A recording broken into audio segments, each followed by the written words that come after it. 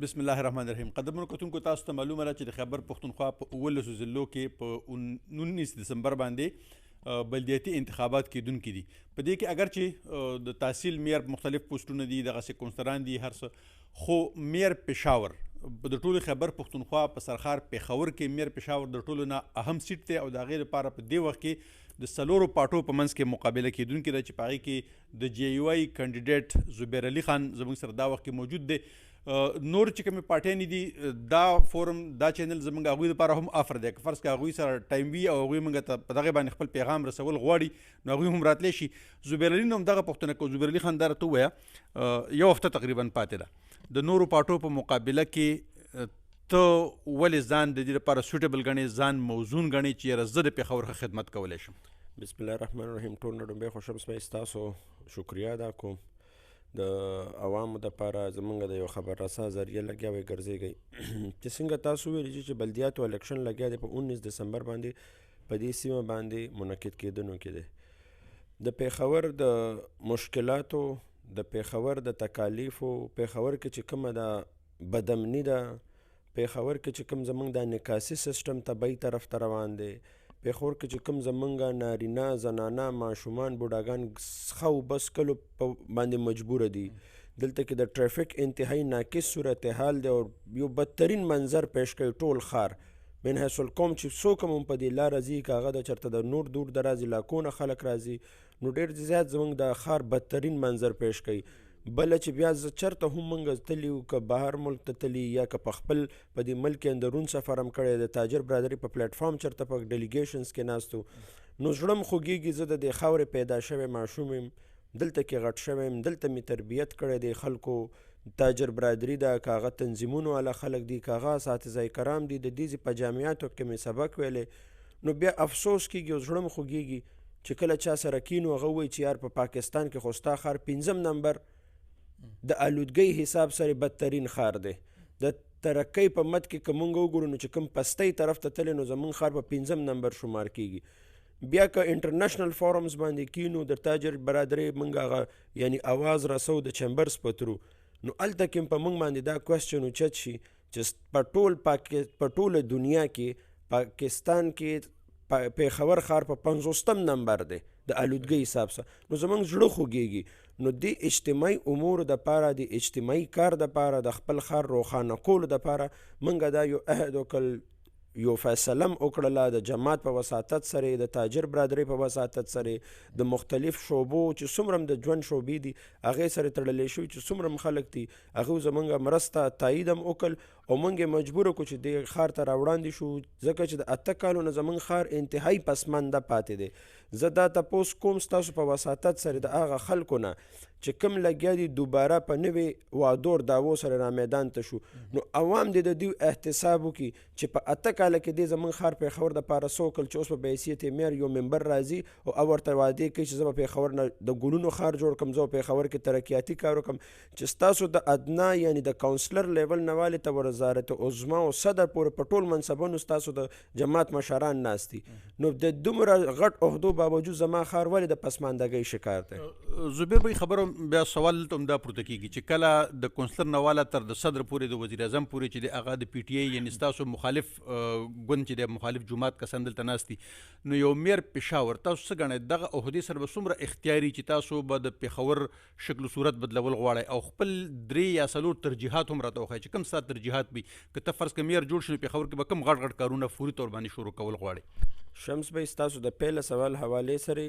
چې کله هم یو کس په منصب راشي او هغې څه هغه شانتې سوچ، فهم، پوهه، بصیرت او پولیټیکل ویژن اپروچ نو کار وباسلی شي. دا ټول د بیرون خلک راغلي دي، بار پاتې دي، بار ډیګریانې اغوستې دي چې یو کس د خپل په بارني ډیګري فخر کوي.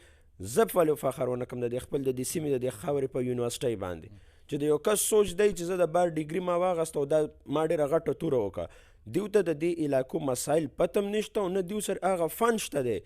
دې دپاره موږ که راوړاندې شوي نو ما به حیثیت ډسټرکټ ممبر د تاسو چې سوال وکړو نو دی کې برته زه مختصرا دا وویم چې زه به حیثیت ضلع ممبر پاتې یم د یونین کونسل 38 استحقال پایان نه، او د دې 2 ضلع ناظم او وزران پاتې دي. د ضلع ممبر 50 لکه روپۍ سالانه فنډ به ما الحمدلله د خپل د وزن د خپل پولیټیکل سوچ د خپل پولیټیکل هغه د ډلې په بنیاد باندې خپل وړوکي یونین کونسل له 20 کروڑ روپۍ فنډ راوړل سره د 60 ټرانسفارمرو. نو دا اوس زما هغه اهلیت او فن چې ما خپل هغه علاقه د ترقۍ نه محروم نه کا او بالکل داسې مې روښانه کړله. انشاءالله چې زه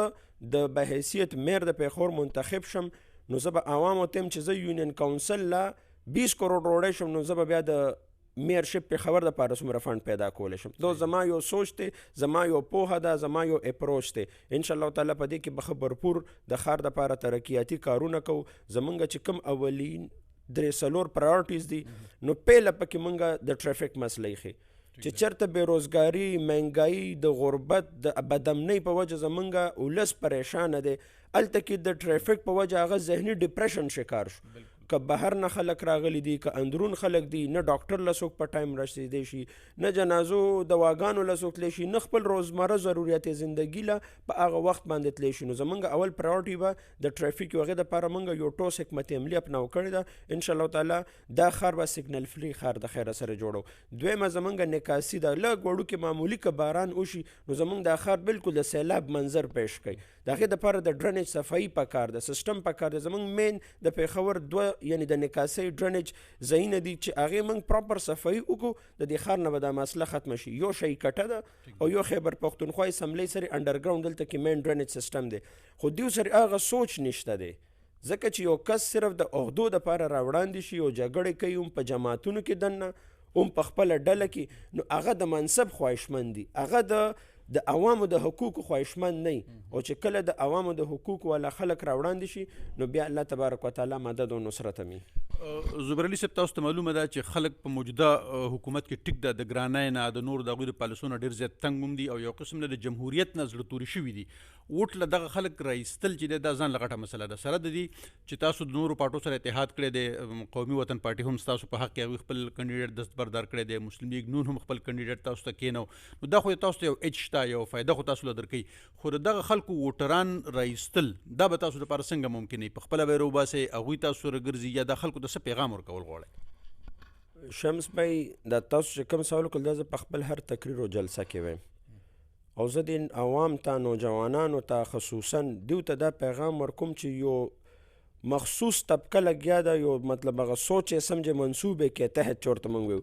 هغې باندې د عوامو د پولیټیکل خلکو په منځ کې دوریانې راولي او هغه اعتماد ختمول غواړي. نو عوام دی باشعور دی او باشعور دی شیم، خاص کر نوجوانان، زمونږ د ملک بقا، زمونږ د ښارونو بقا، زمونږ د قومونو بقا او زمونږ د علاقو بقا هم په دې کې ده چې مونږ جمهوریت سیسټم مضبوط کو، جمهوریت سټرنتن کو. دا چونکې د عوامي پر رای باندې ده چې کله عوام روزي او خپل رای د علاقې د ترقۍ په مد کې استعمال کی نو مکه قومونه هم ترقي کړي، مغه ښارونه هم ترقي کړي او مکه ملک هم ترقي کړي. ستاسو په وساطت سره ټولو ته د ټولو د جماعتونو خصوصا پاکستان مسلم لیگ نون، قومي وطن پارټي، جمعیت اهل حدیث او چې نور هم څومره تنظیمونه دي، وکلا برادري ده، زه ډاکټرز برادري ده، پیرامیډکس ته، زه د هغه ټولو تاجر برادري خصوصا د زړه د کومې شکریا هم ادا کوم چې زموږ مرسته یې وکړه، زموږ یې تایید وکړل او انشاءالله تعالی زموږ دا انتخاب به د پیښور په تبدیلۍ کې یو انقلابي اقدام راځي او دا ښار به یو ځل بیا د انقلابي اقداماتو طرف ته وړاندې کوو. سره ډېره مهرباني زبیر علي شاه صاحب موږ له وخت راکولو. قدرمنو تاسو زبیر علي واورېد او دې سره دا خبره هم په اخره کې زه کول غواړم چې زبیر علي د حاجي غلام علي صاحب زوی دی، د چا د ډسټرکټ ناظم په طور باندې چې دلته کوم وخت دی، خاص کر په هغه وخت کې گورنر افتخار حسین شاه او د غلام علي صاحب دور چې دی تر اوسه پورې خلک په دې وجه باندې یاد ساتي چې د روډونو کولا وهل چې په هغې کې د ګورنر هاوس غوندې د دیوال غورځول هم شامل دي او دغه د یونیورسټي روډ کولا وهل او داسې نور انتظامات. نو یقینا